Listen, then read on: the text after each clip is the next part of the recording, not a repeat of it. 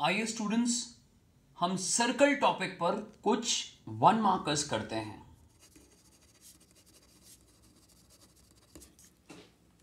Find the equation of the circle touching the coordinate axis at a distance of 1 unit from the origin. तो आइए जल्दी से देखते हैं कि क्या करें, क्योंकि ये वन मार्कर है, डायग्राम बनाने की जरूरत नहीं है। बट ध्यान से देखिए, ये रहा फर्स्ट क्वाड्रेंट और ये वो सर्कल होगा जो एक्स एक्सिस और वाई एक्सिस दोनों एक्सिस को टच कर रहा है 1 unit away from the origin. तो ये कोऑर्डिनेट हो जाएगा 1,0। सिमिलरली ये कोऑर्डिनेट हो जाएगा 0,1 और यहां सेंटर जो होगा वो 1,1 आ जाएगा। तो इक्वेशन जो बन जाएगी, इक्वेशन इज, अगर आप फंडामेंटल इक्वेशन लिखना चाहते हो तो बस सिर्फ इतना लिखना होगा, और अगर आप इसे एक्सपैंड करना चाहते हो तो एक्सपैंड करने के बाद आ जाएगा X square plus Y square minus 2x minus 2y plus 1 is equal to 0। आगे बढ़ते हैं, अगला क्वेश्चन देखते हैं। Find the centre for the circle X square plus Y square minus 2x plus 4y minus 8 is equal to 0। दोस्तों, ये एक general form है। जब ये जनरल फॉर्म होती है तो यस, 1 मार्कर और 2 मार्कर के लिए हम शॉर्टकट लगा सकते हैं। बट पहली बात आपको ये समझनी होगी, चाहे आप सेंटर निकाल रहे हैं या रेडियस निकाल रहे हैं, तो जनरल फॉर्म के अंदर ये एक क्विक चेकिंग करनी जरूरी है। देखिए, मैंने जनरल फॉर्म लिख दी है और आप बड़ी आसानी से देख रहे हैं कि 2g की वैल्यू -2 है और 2f की जो वैल्यू है वो 4 है, यानी g की वैल्यू कितनी है -1 और f की वैल्यू कितनी है 2। But G square plus F square की वैल्यू c से ज्यादा आनी चाहिए, और यहां c की वैल्यू क्या है, c यहां पर है -8, तो ऑब्वियस है जी स्क्वायर प्लस एफ स्क्वायर जो है वो -8 से बड़ा होगा, यानी ये एक सर्कल की कंडीशन है। अब मैं यहां शॉर्टकट लगाता हूं। आपको पता होगा कि सेंटर होता है -g, -f, तो हमारे पास ऑलरेडी g की वैल्यू आई है विच इज -1 और f की वैल्यू आ चुकी है विच इज 2। तो जो सेंटर होगा वो होगा simply -g which is 1 and -f which is -2. So the center for this question is 1, -2.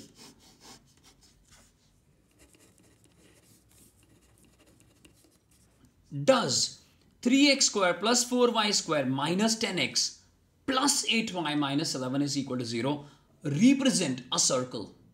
तो क्या ये इक्वेशन सर्कल की इक्वेशन हो सकती है? आप देख रहे हो, अगर मैं कंपेयर करूं कि ये 2g है और ये 2f है और g square plus F square c से बड़ा भी है, तो आपको एक सेकंड के लिए लगने लगेगा कि ये इक्वेशन ऑफ द सर्कल है। बट नहीं, जब कभी भी कोई इक्वेशन ऑफ द सर्कल होती है तो जो एक्स स्क्वायर का कोएफिशिएंट है उसे वाई स्क्वायर के कोएफिशिएंट के इक्वल होना पड़ेगा। तो आप देखोगे, because the coefficient of x square, which is 3, is not equal to the coefficient of y square, which is equal to 4. Therefore, the given equation does not represent a circle. तो कितना आसानी से हो गया है क्वेश्चन। आगे बढ़ते हैं दोस्तों नेक्स्ट क्वेश्चन की तरफ।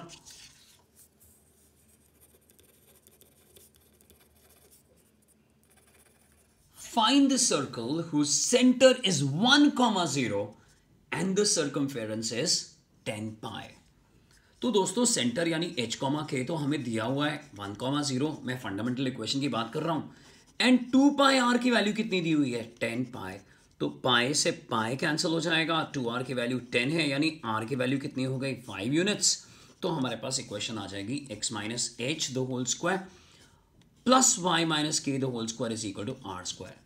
क्योंकि ये 1 मार्कर है, आपको इक्वेशन भी लिखने की जरूरत नहीं है, आप डायरेक्टली लिखेंगे therefore the equation of the circle is x minus 1 the whole square plus Y square equals 25। हो गया easily. Next, under what condition 3 points can not make a circle? वो कौन सी कंडीशन है जब 3 पॉइंट सर्कल नहीं बना सकते? दोस्तों, सिर्फ एक ही कंडीशन है, when the points are collinear. अगर वो कोलिनियर है, यानी अगर 3 पॉइंट्स कोलिनियर हैं, then they can not make the circle, otherwise they will always make the circle. तो इस क्वेश्चन का आंसर है when the points are collinear. आइए आगे बढ़ते हैं। ये रहा अगला question. Find the equation of the circle concentric with the equation x minus 1 the whole square plus y minus 3 the whole square is equal to 16 and is of double the radius। दोस्तों ये एक fundamental equation दी हुई है, कोइंसेंट्रिक है, इसका मतलब centre same होगा और डबल द रेडियस है। तो ध्यान से देखिए, इस 16 को क्या लिखा जा सकता है, 4 का स्क्वायर, यानी रेडियस कितनी हो गई है 4 यूनिट्स। तो जो रिक्वायर्ड सर्कल है, यानी हमें जो चाहिए उसकी जो रेडियस हो जाएगी वो 8 यूनिट्स हो जाएगी। क्योंकि ये कॉन्सेंट्रिक है तो जो सेंटर है H और K वो सेम रहेगा, यानी आप सीधा आंसर लिखोगे द रिक्वायर्ड सर्कल इज, क्योंकि कॉन्सेंट्रिक है सेंटर सेम होगा, so the required circle is x minus 1 the whole square plus y minus 3 the whole square is equal to 64। ये आंसर हो जाएगा। और इसको भी आप फंडामेंटल में छोड़ोगे क्योंकि ऊपर जो इक्वेशन दी हुई है वो भी फंडामेंटल है। चलिए आगे बढ़ते हैं।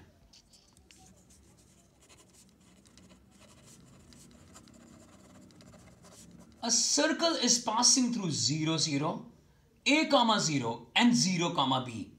Find the center of the same, यानी इसी सर्कल का सेंटर निकालिए।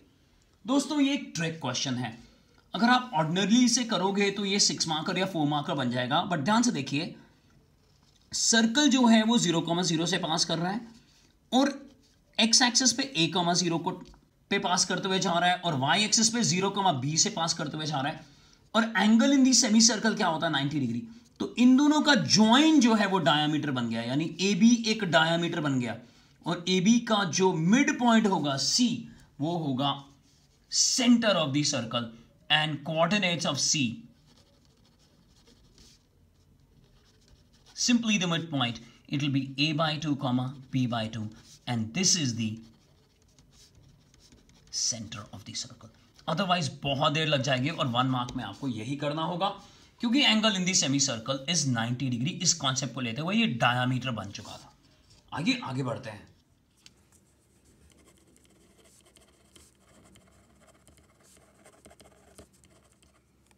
ये रहा अगला question. Find the equation of the circle representing x equals to 3 cos theta and y equals to 3 sin theta.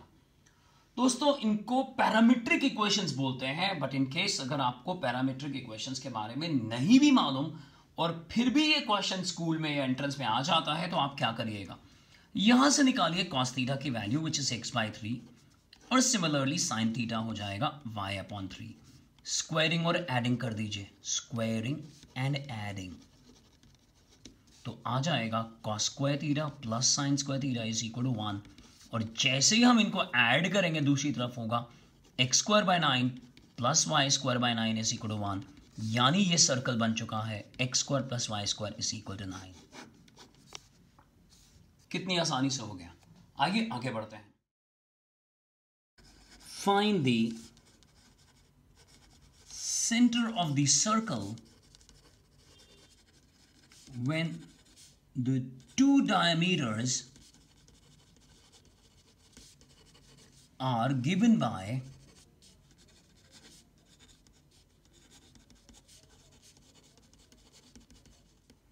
Students. ये एक बहुत आसान क्वेश्चन है क्योंकि जो दो डायमीटर्स हैं उनका जो पॉइंट ऑफ इंटरसेक्शन होगा that will be the centre of the circle. तो आइए इन दोनों इक्वेशंस को, यानी ये सर्कल का क्वेश्चन ना होकर लीनियर इक्वेशन का क्वेश्चन ज्यादा है। मैंने इन दोनों इक्वेशंस को ले लिया है और मैंने y एलिमिनेट कर दिया है, यानी x की वैल्यू मेरे पास आ रही है 2 और अगर मैं y की वैल्यू निकालता हूं तो मेरे पास वैल्यू आ जाएगी 1। Therefore h, k centre is x, y which is equal to 2, 1, यानी x जो है वो h बन गया है इस केस में और y जो है वो k बन गया और सेंटर आ गया है 2, 1। आगे बढ़ते हैं दोस्तों।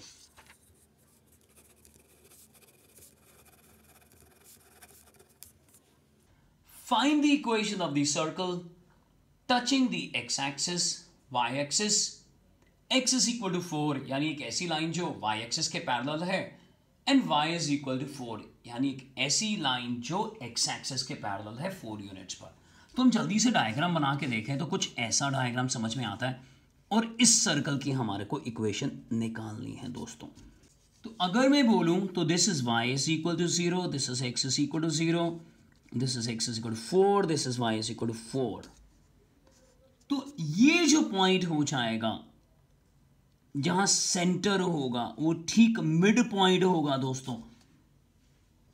Since the circle is touching the coordinate axis, और आप ध्यान से देखिए इस डायग्राम को, तो जो पॉइंट जहां पर सर्कल टच कर रहा होगा कोऑर्डिनेट एक्सिस को ओरिजिन से, उसका डिस्टेंस 2 यूनिट्स आ जाएगा, यानी रेडियस भी 2 यूनिट्स आ जाएगी, और सेंटर आपको मालूम है h, होता है यानी 2, 2। Therefore equation of the circle is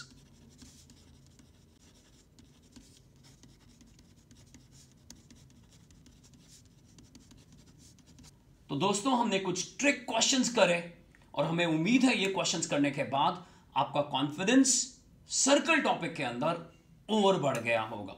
keep watching all the videos and playlist, and do not forget to comment and subscribe the channel AVTE। Thank you very much.